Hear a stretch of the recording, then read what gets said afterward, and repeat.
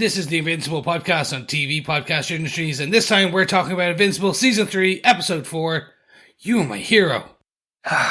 You have 10 seconds to explain. We need you to help us overthrow our king. We saw you before. We realized all the stories were true. You're the only one strong enough. What are you even talking about? Also, if it's a time machine, can't you come back later or earlier? We only have enough power for this last trip. You have no idea how many people died to make it happen.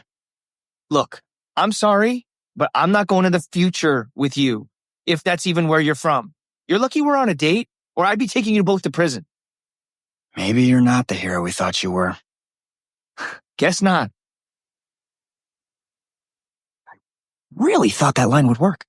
Ah, God, you're an idiot.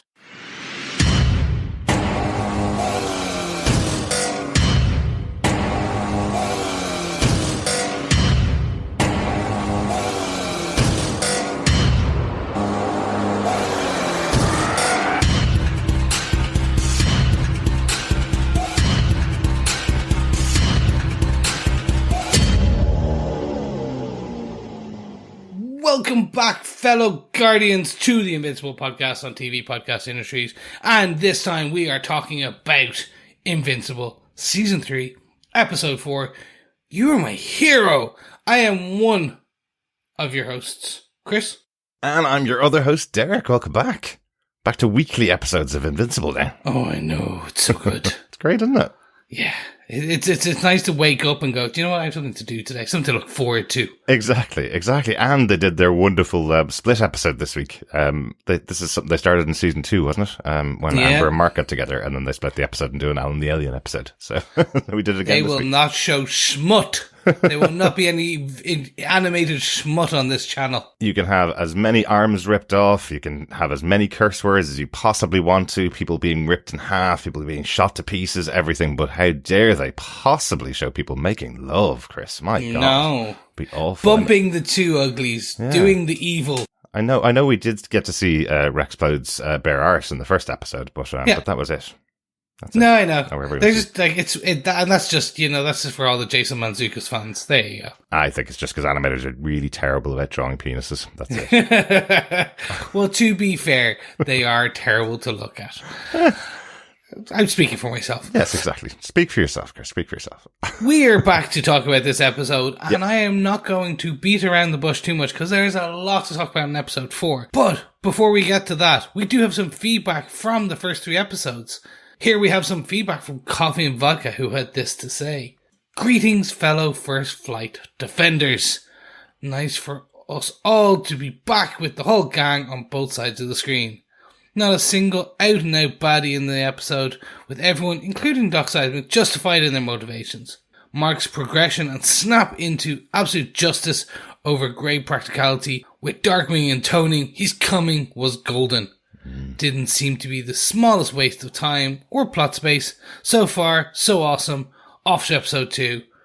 4.5 faulty, favourite, fingers, flying purple people protectors, and safe spaces out of 5. Peace and take care, Coffee and Vodka. Thank you so much. I'm so happy that you kicked off and that you like this episode as much as we did. Absolutely. Yeah, it was a really great kick-off for the season, and it does feel like the enemy this season is going to be Mark's own morals, doesn't it? It's yes. Like, will he push the boundaries? Will he stray into the grey areas rather than just being so black and white about everything? Only time will tell, I guess, as the episode's gone. Exactly. But thanks so much, Coffee and Vodka. And can't wait to see what you think about episode 2. And I've got some feedback in from Dr. Bob Phillips on the first episode of season 3 of Invincible. He says he's back, he's bloodied, his emotional life is just as messed up as before, and Cecil is preparing to get back into the child labour market as well as the evil undead hordes game. Plus, Alan is getting even more jacked in a junk shop prison, and we learn that volcanoes are the true home of kaiju centipedes. Not a bad way to reopen the unhinged cartoon world of Invincible. And do Kate and Paul have any other siblings? Fax Emily? Perhaps. Very good, Dr. Bob. That would be a pretty good one. And knowing Robert Kirkman maybe later on in the series, he may have Fax Emily in there somewhere as well. I was thinking maybe Identical might be another option. But they are all based on the Marvel character James Madrox, who is multiple man in Marvel. So they're a little bit more creative, actually, when you think about it that way. Thanks very much for your thoughts on the first episode, Dr. Bob. And we have some feedback in from Coffee and Vodka on episode 2. He says, "Greetings, fellow fed up defenders. Very much a how we got here / you and I are not so very different episode with a battle of wills without any winners. I'm relieved in that I thought the trailers had given away the entire season, but it turns out may have just been the first 3 episodes. If I had to guess, this season's arc is about Mark maturing into a more fully rounded person, though the relationship he just ham-fisted his way into has all the earmarks of some massive foobar soon to roll over Eve. Much like what happened to the Guardians once he asked for their help. In his drive to satisfy his own desires, like being a hero, he's become the fly in the organisational ointment. So, yeah, best if he grows up before becoming a full-on Sabine. For now, at least, I'm Team Cecil. How about you? 4 submissive cellmates, silly questions, and guys that save the world out of 5. Peace and take care, Coffee and Vodka." Thanks, Coffee and Vodka. I said it last week when we were talking about this episode. I am Team Cecil. I see the practicality and the pragmatism, I suppose, a little bit more in Cecil, and he does try to explain himself. I think there's an optimism that's there in Mark, and it would be great if the world worked like that, but when you're facing threats from all across the galaxy, especially one Viltrumite that could destroy an entire planet, you may have to take some grayer decisions like we see with Cecil. 100%. I am Team Cecil, but I want to be Team Mark. Yeah. That's the optimist in me. The person that wants to see a beautiful rainbow in the morning when they get out of bed is Team Mark. Uh-huh. The pragmatist who wakes up, opens the curtains and sees Ireland's grey skies and go, I'm going to get soaked today, is Team Cecil. I also think it's a little bit easier to be Mark on Team Mark because he has the powers of a Viltrumite, so he can just choose to say, I'm not getting involved with that, and I will beat anybody to a pulp who doesn't agree with me. What do you mean? Cecil kind of has to make the decisions that Mark doesn't have to make, right? He's trying to protect an entire planet. Mark can pick and choose the battles he gets involved in as well. So I guess it's a little bit of that too. Exactly. Thanks, Coffee and Vodka.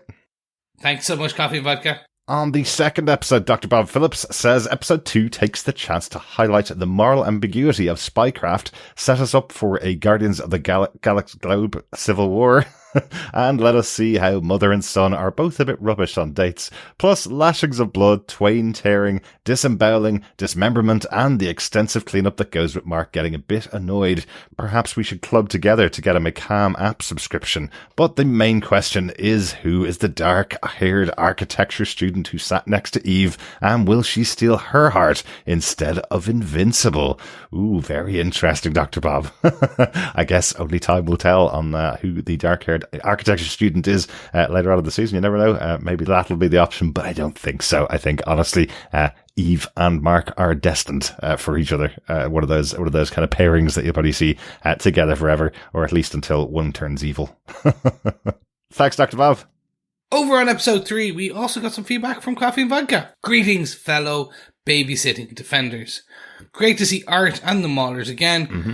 Not going to call the latter dead if Angstom's back, although it's hard to expect Oliver to stick around too long with the Damian Wayne streak in him. I like Invincible's new look and Debbie's new relationship status. Mm-hmm. Pretty much everything in this episode outside of Oliver. For Paul, the wine guys, brought packs and late first dates out of 5.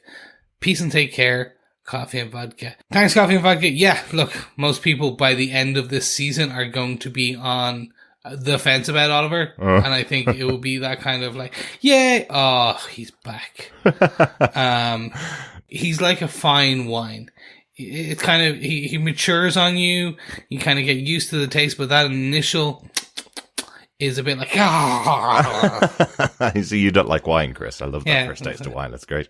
It's the tannins.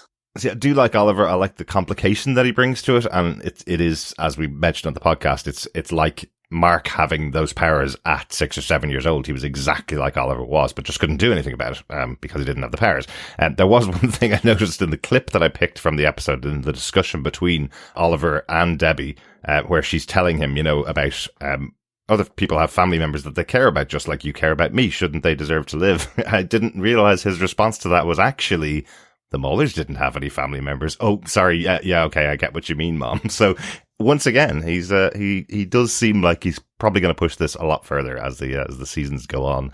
So there's loads of little touches of that in the episodes. Oliver is a difficult character and difficult to get in control. So how are they going to do it is the big question.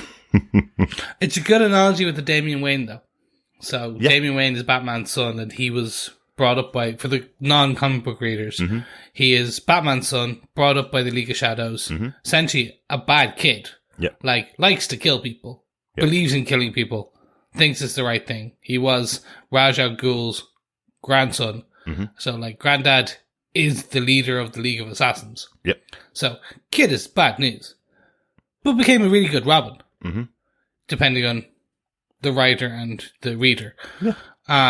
It's going to be that. It's very much like that with Oliver. It can be, yeah. Let's hope Mark's going to be able to get him into check, I guess, as his sidekick as the season goes on. Brilliant stuff. Thanks so much, Coffee Vodka.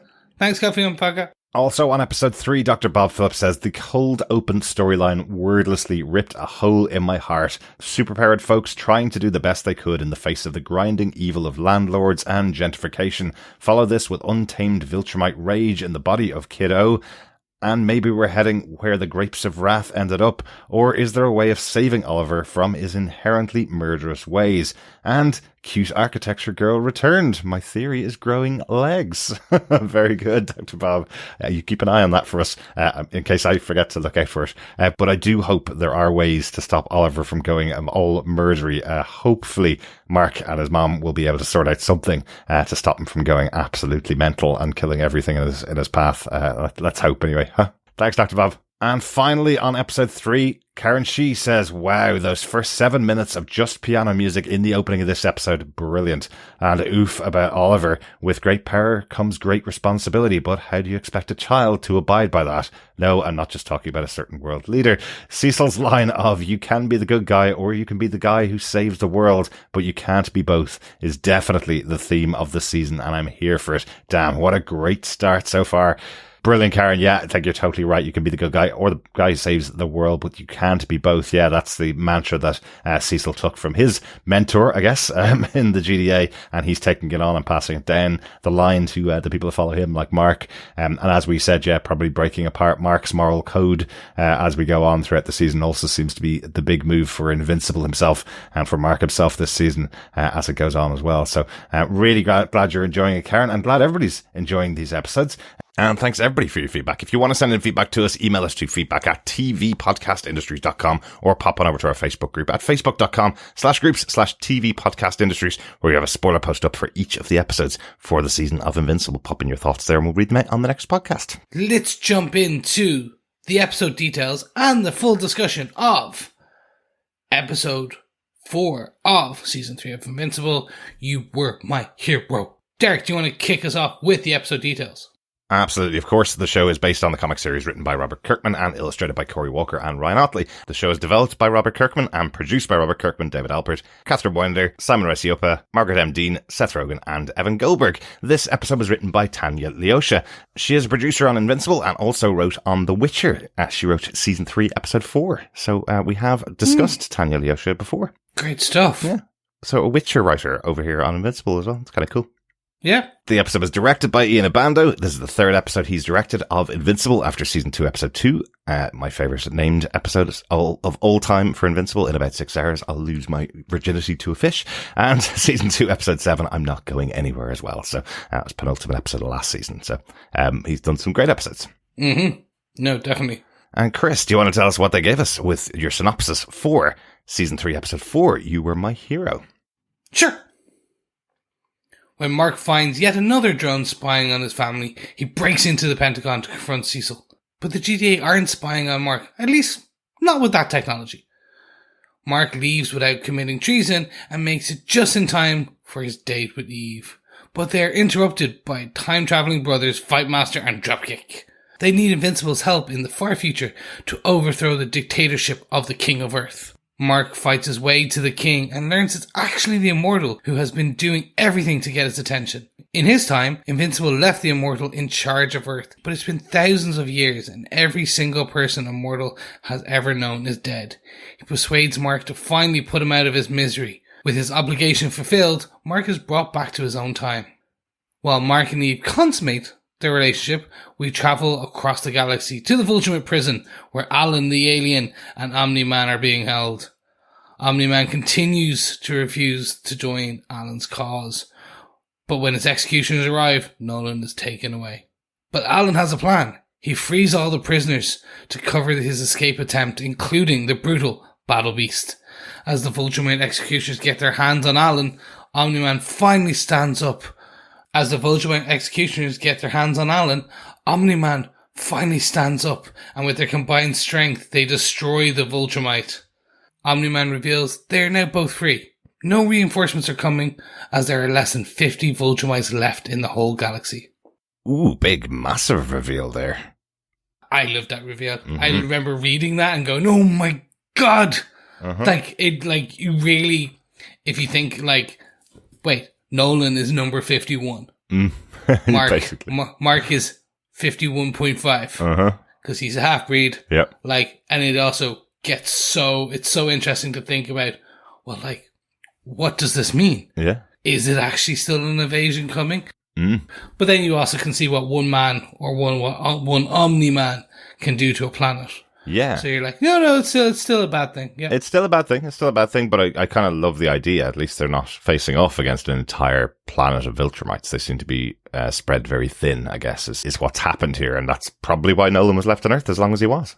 You know, he was left there a very long time, as we know from the previous season. So, yeah, they just spread out across the galaxy with the threat of having a massive army and the ability to take out entire sectors of the galaxy. But there's a very small number of them. And as we see in this episode, the combined powers of Omni-Man and Alan can take out one Viltrumite between them. So that's pretty cool. So now we just need them to replicate themselves 50-fold. And then they can do stuff. Yeah, absolutely. Yeah. Should we jump into our discussion on this episode? Absolutely. Let's get into our top points. We're going to start off with our point number 1, the Everlasting King. Really the story of what's happening with Mark and I guess what happened with the brothers Fightmaster and Dropkick. I'm so glad we mentioned them. There's so many things we didn't mention about episode 1, 2 and 3, but I'm so glad we mentioned the two characters of Fightmaster and Dropkick. So when they appeared back up here, I was prepared. I knew who they were. I knew what they'd done. I knew what episode they'd been in the past. So we know what they're back for. Here they kind of bust in on Mark and Eve's first date to drag him into the future to help them take out the King of Earth. This is a cool storyline. I really like this. I love this. And also, I love how they explain why they stole the Declaration of Independence, because there was a rumor that apparently the ink could be a poison. Now, we've previously seen in flashbacks about Immortal that he looked like Abraham Lincoln. So I love this connection. That this weird rumor that he's immortal and that the ink of the Declaration of Independence, because even he wasn't there, but maybe he was. It's just a fun thing. But what did you think of the reveal that it was immortal? Did you think it was going to be him? No, not at all. No, I really thought it was going to be a Viltrumite that had come down and taken over Earth. The reveal is a really interesting one. The idea that actually what the Immortal was doing, these horrible things that he's visiting on everybody on Earth, on his planet effectively, is just a way of sending out a signal to get Mark there to kill him. It's brilliant writing. It's so interesting. It's something that means that Immortal himself isn't technically evil. He just isn't sending the right signal out to get Mark to come and kill him earlier before he has to do the things he has to do. So again, a villain justifying their motivations and their villainy by saying, well, it's kind of your fault. If you just responded to the first bad thing that I did, then we wouldn't have had to have gone as far as we went. Now kill me. You also shouldn't have left me in charge, is kind of the indication there from Mark. So I really liked it. I really liked the idea. I absolutely loved it. I actually thought back when I first saw this, so I actually read this because this is from the comic books, and I knew it was coming, and I was actually expecting they might change it slightly, but they didn't, so I'm even happier for it. I thought this was going to be Mark when I was reading this, because we know Viltrumites have such an extended lifespan. Yeah, exactly. And Omni-Man has said, Nolan has said to Mark that now that his kind of Ultramite genes have kicked in, he's going to age slowly. Mm-hmm. He is going to be there like for the longest time. Yeah. Well, that was the warning he gave him, to Yeah. not fall for any humans, not to fall for anybody around him, because they will all be dead at some point in the future, and you will live a long, long life. So that is the warning that he's had. And here we have Immortal experiencing it. So similar to the other piece we talked about with Oliver experiencing what it would have been like if Mark got superpowers at 5 or 6 years old. Here we have Immortal living out the life that Mark could be living out. He could be living for thousands of years on his own with nobody around him. So, yeah. And it's fun to see that like the man is losing his mind.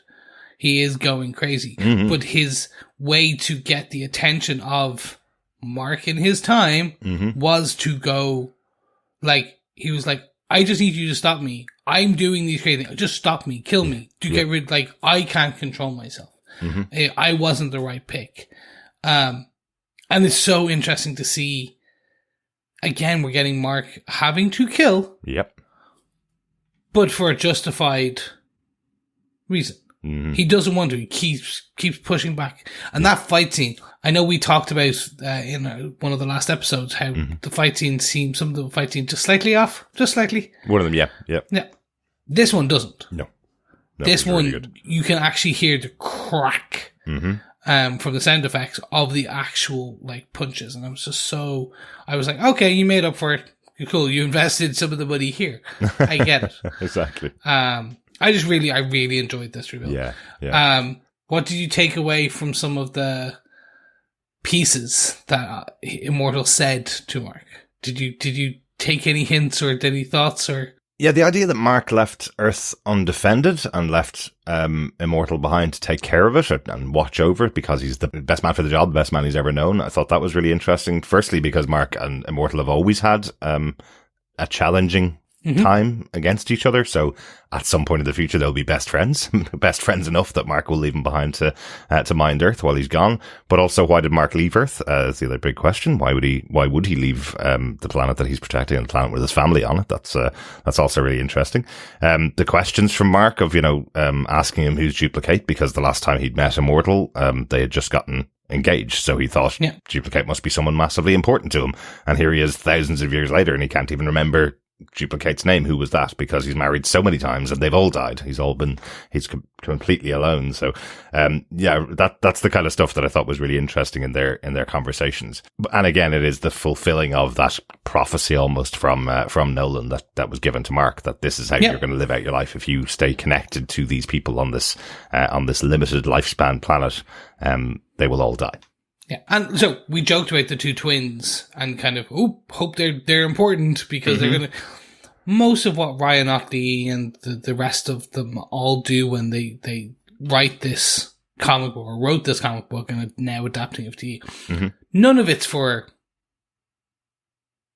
show. Like everything meant something. So you're right.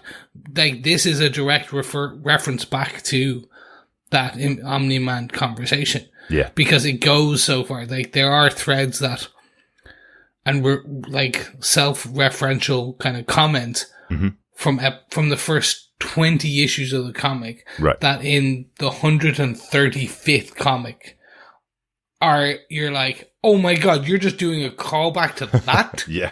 Yeah. Whoa, like, come on. And like, that's what we're getting now. But it's also, we're back to this grey conversation, this grey area conversation, which is he's now euthanizing essentially Immortal. Yeah. So he's killing again, but in this case it's for the right reasons. Yeah. But he's still breaking the code of I don't want to kill anymore. Exactly. And we're back into that, what this is. It's Mark maturing into that grey area superhero. Yeah. Yeah, exactly. So, again, I guess that continues throughout all the story, breaking down those fundamentals of what Mark believes is right and what he can and can't do and what lines he can and can't cross. Here's the one here killing one of his other, super friends, I guess, one of the other Guardians. So, I guess the Immortal is not going to be immortal after his head got ripped off by Mark. As long as they keep the parts separate, he won't come back. That's it. That's what he says. Yeah. Does Mark bring the head back to Earth with him? Back to his time with him? Or yeah. That's one way. Oh, but like think of the crazy, like, paradoxes. You see his own head. Immortal touches his own head and he's like, what happens? He just explodes. He becomes not immortal anymore.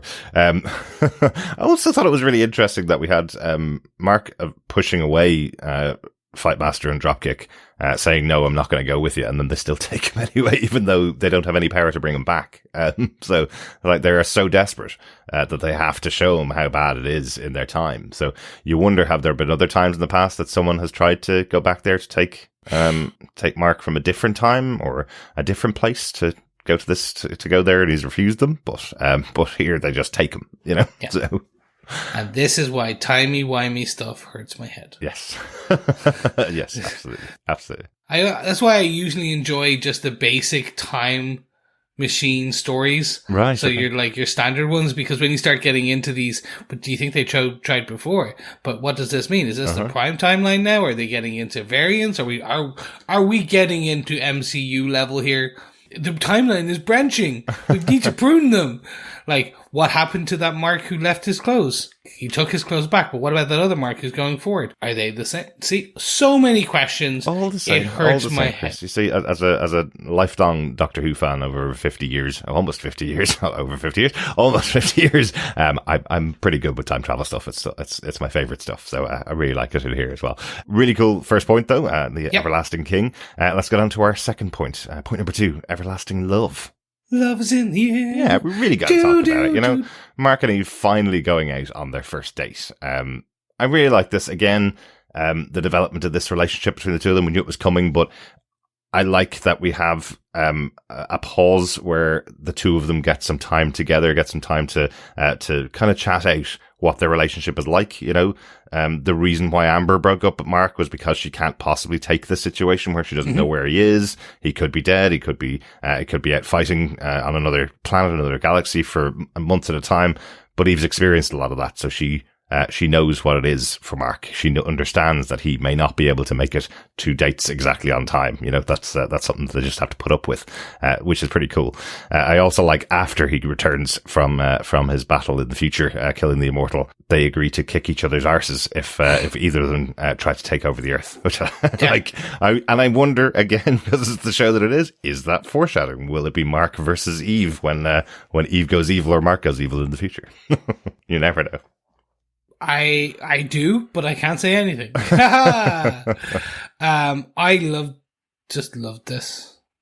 The flights, the music, the conversations, it's your Lois Lane Superman love story. But for another generation where it's like, they were star-crossed lovers somewhat. It's Wonder Woman and Superman, really, isn't it? It is, but if you tell anyone about that who doesn't like the New 52 run where they got together, it's really, most people will go, no, there is no Diana and Clark. But they've been together for ages, in many stories. Yes. Yeah. Yes, in the good ones, in the New 52, and then in Kingdom Come, and New Kingdom, and all those other Injustice, ones. And loads of ones. Yeah. I just love this story. I love this piece. And I love that it jokingly ends on the consummation. And you get that fourth wall breaking narrative or narrator who it's just fun. It's a fun setup and it's a fun break. Yeah, I like the bit. And I feel like there's going to be a point that we're going to get one in a future season where the continuity announcer is going to be caught off guard and he'll be rifling through his notes while he's trying to run to cover up what's happening in the on screen. It's a good running gag, I guess. Yeah. Super sex on planet Earth can't be seen by anybody at all. No. But it will. They'll do a point where like they'll show it and not show it, but they'll do that kind of floating with flying consummation with kind of like the blankets strategically kind of falling in over areas so that they like things are covered and they can get away with their age rating, but you still cannot just not assume and know what's going on. But that's the thing, they have the same age rating as the boys, right? And the boys would show significantly more than this. But again, the boys is a show that shows more violence than sex. Yeah, absolutely. So I don't need to see it. I'm not looking for porn in Invincible either. But this is a running hentai. Gag. So it's a running gag. So I guess that's the way they're going to go. There was a little bit I just wasn't particularly sure of. I know they kind of they go through the discussion between Mark and Eve about, they'll get through this together. The two of them are going to work really well together. And then we see them traveling across the world. And I couldn't remember whether that was flashbacks of things they'd done before or whether it was at the time were they traveling across the planet. The reason why I say it is just because they fly over Egypt together. And I think they both have their costumes on. And they didn't have the costumes when they left. And so there's just some weird moments where I was going, is this them together in a relationship, or is this them flashing back to other times when they've been together? And also, Egypt has a specific significance because every time they've flown over Egypt in the past, the mummy character appears and they've released him accidentally in the background. And I was expecting a little bit of that here. I was expecting that mummy to be released once again and covered up as they flew overhead, which didn't happen this time. I took it as the same date. Now, remember, Eve can change the molecules. So she has put on costumes and taken off costumes. Absolutely.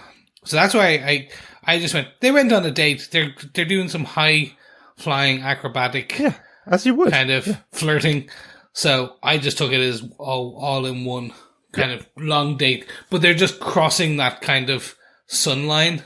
Yeah. And sunshine break and like sunrise just consistently. They're just crisscrossing, which is interesting because Mark can fly significantly faster than Eve. Mm-hmm. So I was just like, it's still going to take an hour or two for them to fly over the Atlantic. But we just don't talk about that. That's fine. Yeah, unless they go up. They go up to come down. And he could have carried her as well at moments. We didn't see the entire flight. He could have carried her and helped to get there quicker. I just want the Disney lawyers to close their ears and we just do, I can show you the world. That kind of like really cheesy, like Aladdin level one. Give me that cheese. Yeah, that'd be cool. But also, I suppose, the whole thing with Amber when he was taking her on a date, he had to take her to Vegas instead of going to Paris. Whereas we see the two of them sitting in Paris, don't we? Yes. In this, so I guess Eve's neck won't break if he takes her at a higher speed because she's quite powerful. She can at least cover herself in one of her big protective balls as they travel across the Atlantic. So exactly. We go on to our final point, Chris. Yes. Everlasting battle.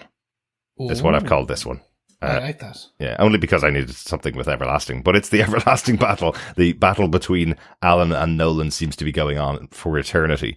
I love that we do a catch-up between the scene of Mark telling Eve he loves her and Eve telling Mark that she loves him, and then the travel across the galaxy. We get a catch-up of what's happened with Alan trying to convince Nolan to join his cause, how he's gotten there. Just in case you don't remember what was going on, I thought it was a really good catch-up to see why Alan's given everything over to try and get a Viltrumite on their side and thinks there is a little chink here in the armor of Omni-Man and that he'll be able to get him in. I think that's really good to kind of put all those pieces together because a lot of these took place in post-credit scenes and towards the end of episodes last season. So pulling them all together as to why Alan's still trying to convince Nolan to come on his side, I think is really good. I agree. The relationship between these two is an important thing because it's gonna, like, it goes on. Like, we've seen them now having this kind of back and forth and this banter. And for me, if this didn't feel organic, I feel like it might have just, some of the pieces might have fallen flat. Mm-hmm. But for example, Alan getting and letting himself get beat up enough. Yeah. And to that point where Nolan then feels the need to act. And then, like, later, Nolan going, you didn't need me. Yeah. And, like, that kind of fun back and forth, because, again, also, it helps that Alan is voiced by Seth Rogen, so you do have that almost stoner laugh in the background as well. Yeah, absolutely. So, I love the two, quote-unquote relationship, the bromance. Yeah, the dynamic between the two of them is great, yes. isn't it? It's just the idea that Nolan basically is just sitting there knowing now, as we know by the end of the episode, there's only 50 members of the Viltrumite society left, effectively, and they're going to have to send a few over to give him his punishment. He's got a long time to wait, and he knows it, probably more than Alan does. And Alan's taking every single minute of that time trying to convince him to join their cause. So it's kind of like a waiting for Godot thing. It's Nolan just sitting there knowing there is going to be an endpoint at some point in the future, and Alan just talking to him constantly, going, join my cause. Yeah. And Nolan knowing he's just going to have to refuse him because he's going to go along with what the Viltrumites want to do, which is execute him. So it will happen at some point in the future, but he'll let Alan talk away in his ear and wrap it away for as long as he wants to. No skin off his nose. But as you say, in the post-credit last week, we saw Alan have the massive laser shot at him, and Nolan being a little bit concerned, which gave Alan a little bit more cause to continue to push for Nolan to join their group. So I thought that was really good. And then, his big gambit, allowing himself to get beaten enough that Nolan will turn on the Viltrumites, and the two of them killing a Viltrumite together in a pretty brutal scene. Again, we see the eyeballs popping out and the brain popping out the other side. That one's definitely dead, isn't he? Yeah, that one's beyond repair. And if not, that guy just will not. He'll be flying in circles. Yeah, I guess so, but I don't know. You just can't tell with the show. Everybody's come back. Is the crushing head? Is that the an brain indication destruction? Okay, so it's for me, it's brain destruction. It's like zombie rules. So it's Robert Kirkman. It's the same rules as The Walking Dead. Someone will come back unless you destroy their brain. Basically. Pretty much. Okay. Yeah, that's the best way. Very good. But again, I knew the big reveal was coming. Mm. And your thoughts on the massive bomb that was dropped at the end of this episode, in between that there's no reinforcements. They don't need to worry. There are a whole host of a whopping 50 Viltrumites, not just in the galaxy, not in this, but in the entire universe. Yeah. All that is left of the Viltrumites. It's really interesting because we've now met quite a few of them. We've met about 10, I think, so far since the series started. Firstly, it must have been massively important to kill Nolan if they're going to send 2 all the way to the prison to kill him if there's only 50 left. Secondly, I'm wondering why they haven't closed ranks and brought everybody back to their home world. If there's 50 of them, do they think they're ruling by the fear that there's more of them? Maybe that's the case in the other places that they've been. But yeah, it's a real surprise. It doesn't seem as insurmountable as it has seemed for the first 2 seasons of the show and the first couple of arcs of the show.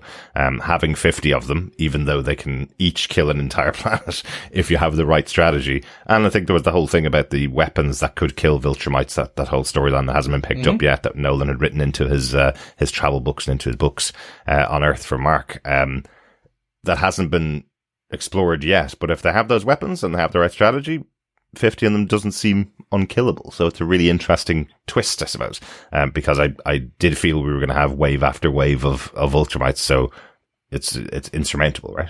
So yeah, exactly. And that's the carrot on the end of the stick for this storyline, which is, you're right, it's not insurmountable. The odds are not forever not in their favor. Exactly. These Hunger Games are winnable, if you will. And I think that's why you can start ticking down.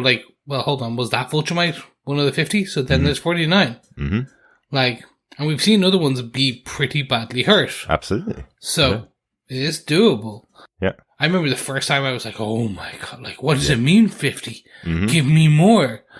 So I look forward to when they really get into that, and we'll start to see more, I think, hopefully in episode 5, but absolutely. More than likely they're going to string this one out. I think this is the big one, whatever my characters like Fightmaster and Dropkick coming in and coming back for a storyline like they did in this episode. I think the reveal of the Viltrumites having 50, that's probably enough of the big Viltrumite story.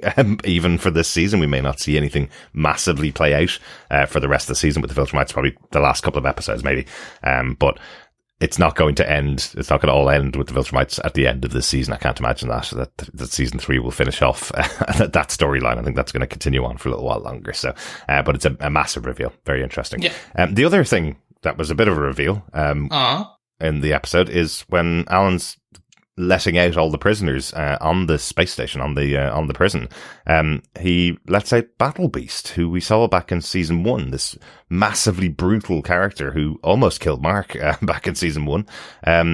And here he is sitting on a Viltrumite space station, obviously captured by Viltrumites, awaiting his own execution. Now he's released, which is pretty massive, isn't it? Yeah, because he's a crazy man. Yeah, no, I look, Battle Beast is a fun character. I never fully understood the appeal. I'm not going to lie. For me, he's a secondary character who, yes.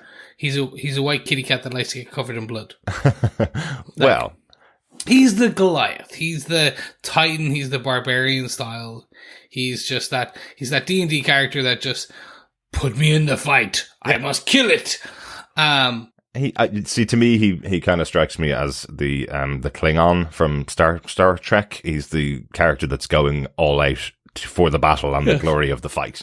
And I suppose good news then for you, Chris. If you missed the announcement, there is a Battle Beast one-off comic coming out this year from Ryan Ottley and Robert Kirkman this year. So coming out pretty soon. I had originally thought the announcement was that was the special for this year. After we'd had the the Adam Eve one last year, that we were going to have a 1 hour special just about Battle Beast this year. But at least they're doing the comic book. Maybe it'll be translated into a one-off special for the TV show as well. So this is why I thought like they announced that comic book, because right. I was like, oh, okay. So he's going to be in the public consciousness again. Yeah. This year. Makes sense. Mm-hmm. Right. I want to give the people what they want, but I'm not sure who wanted this. So I'm going to read it with an open heart and an open mind. But and it's Robert Kirkman and Ryan Ottley, so I know I'm probably going to like it, but I'm still kind of in that like, okay, sure, there are some, in my view, better characters that I would like you to explore and introduce and talk about and do one-off comic books, but you proved me wrong. Yeah. You proved me wrong, Bobby.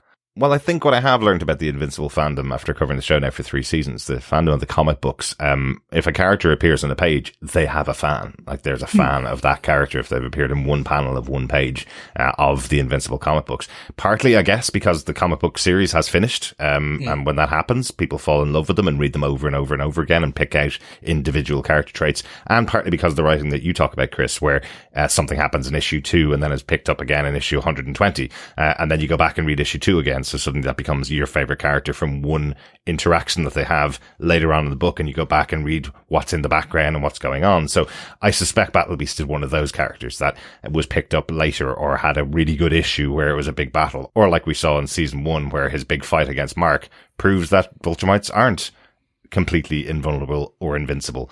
We can have another character from a completely different species come in and almost kill them. So that kind of makes him a big character in his own right, yeah, because nobody else really has gone toe to toe with Viltrumites in the past, other than Alan now, as we've seen, and other Viltrumites. So I guess that makes him an interesting character. So I'll be intrigued to see what it'll be like to have his own comic book when it comes out. True, cool to see him here. True.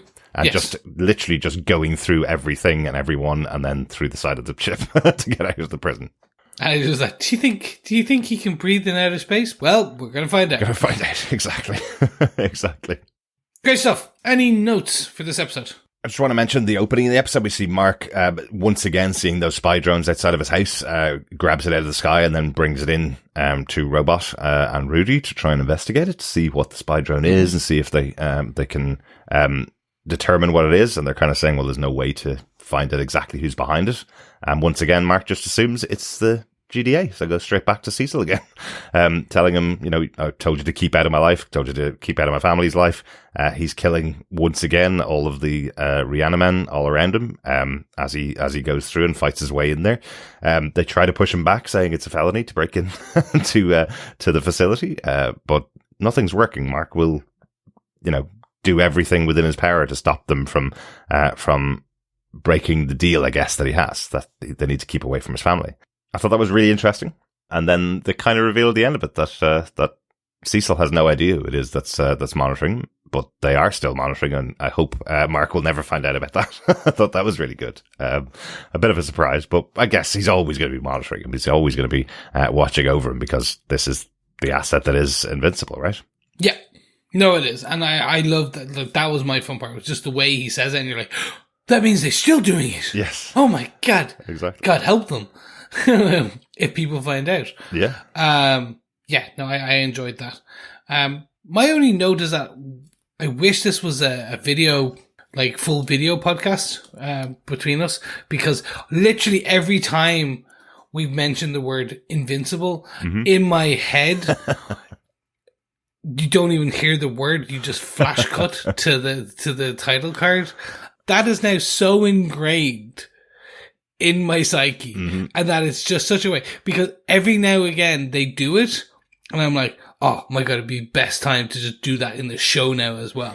Just kind of like, but it's not Invincible. And like, do you remember there was every now and again there was this kind of piece in the 90s, early 2000 films where you have someone ending a sentence, but that last word, best example I can say is the Austin Powers film, International Man of Mysteries, where you have someone talking about a rocket that goes up into space, and the last word of what the sentence was going to be, it opens with a new word. So it's just like it's continuing this long sentence, but it's brilliant edit.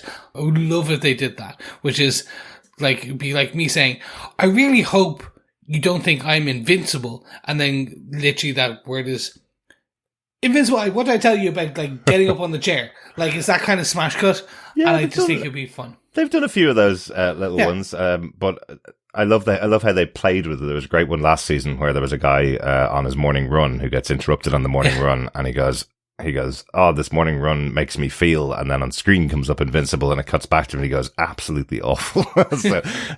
So they've played with that quite a bit. No spoilers for later on in the season, but they do an absolutely excellent version of exactly what you're saying, Chris, as they use the credit cards to cover over every time the word Invincible is mentioned, and it's hilarious. So really good. No spoilers though for anybody who hasn't seen the episode yet, because it hasn't been released yet, but it's a really good one. And I will absolutely admit, because I do edit the podcast, I did toy with that in the past, that I would edit out every time we said Invincible. It's not possible. I'm never going to do it. Don't have time enough in the world or coffee enough in the world to keep me editing for that. Do you have any other notes for the episode before we close it out, Chris? No, just to get I wanted to just call out the animation again in some of the fights, especially the Vulture fights towards the end of the episode. Just absolutely fantastic.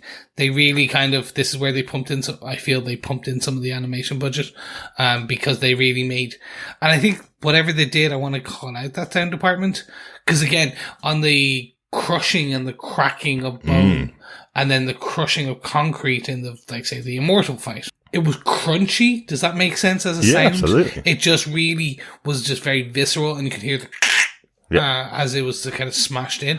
So it really felt like they kind of went that extra mile in this episode. So I just want to call that out. Yeah, and I think the balancing act that you have to do when you're doing a TV show rather than a movie is, well, what's important? Where is it important to spend the budget? Is it important to spend the budget on every single Reaniman when Mark's killing 40 or 50 of them? The point to get across is there's wave after wave of them, and Mark will kill everyone that's in his way, which is why that particular fight didn't need to be as important. But this episode, having the reveal that Immortal is effectively living out his life like Mark was warned he was going to live out his life, he goes crazy and has to be killed by Mark, that is much more visceral. That's much more important. And having the Viltrumites go up against Alan and Omni-Man, massively important scene, especially now knowing with only 50 left that there's hope for the galaxy, I guess. So those are two big important moments that will probably be replayed multiple times in the future. Whereas, I guess rending apart multiple Reanimen is not going to be replayed over and over again. Mark will just kill more and more of them. Yes. That's all. And it continues each episode, as we saw this episode. Exactly. Great stuff.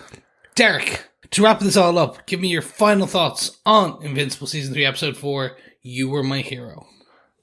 Really like this. This has the good balance of Invincible that I really like. A kind of one-off story, but that affects the overall idea of what's behind Mark and the choices that he's making in his life, that the relationship stuff that's going on with Eve and Mark is really good. And then having the actual split this time when we have a second half of the episode dedicated to Alan the Alien and Nolan out in the Viltrumite prison. It was really good. I really enjoyed it. I think it was a top level episode of Invincible, the kind of ones I like. So I'd say about a 4 out of 5 if I'm going to score it. How about yourself, Chris?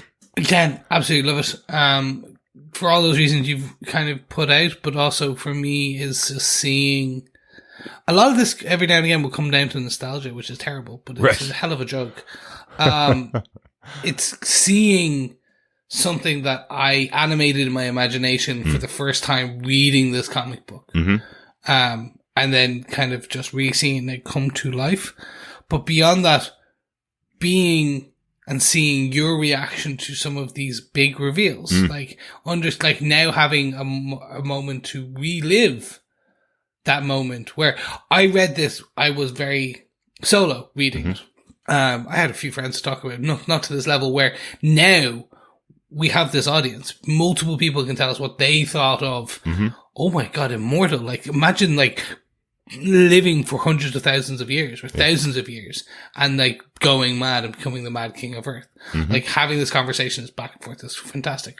So yeah, episode strong, good, ticks all the right boxes, stepped up on the animation, stepped up on the sound design. Like, not that they were terrible the last one, kind of noticed it a bit further on these, as you said, the more crunchy because it's not just a wave of anime.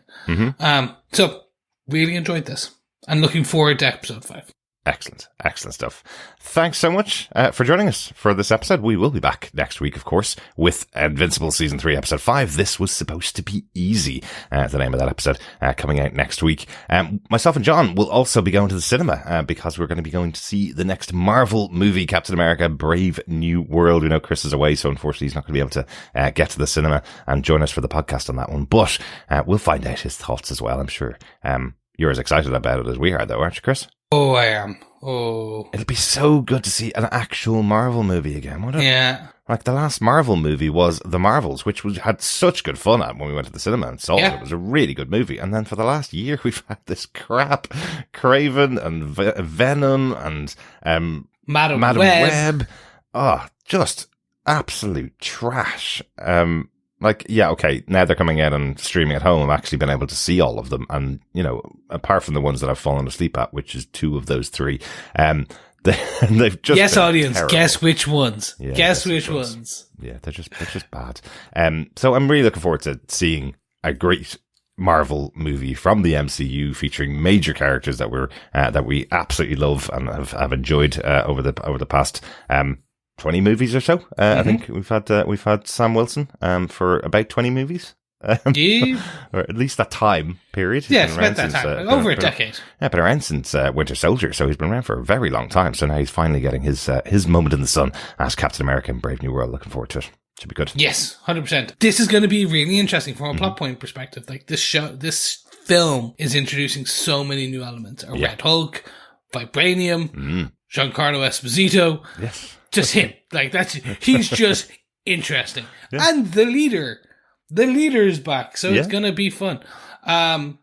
So much to see, so much to understand. Can't wait to try and wish I could go with you guys, but maybe next time. And will undoubtedly be interesting to hear what our fellow defenders have to say about this film.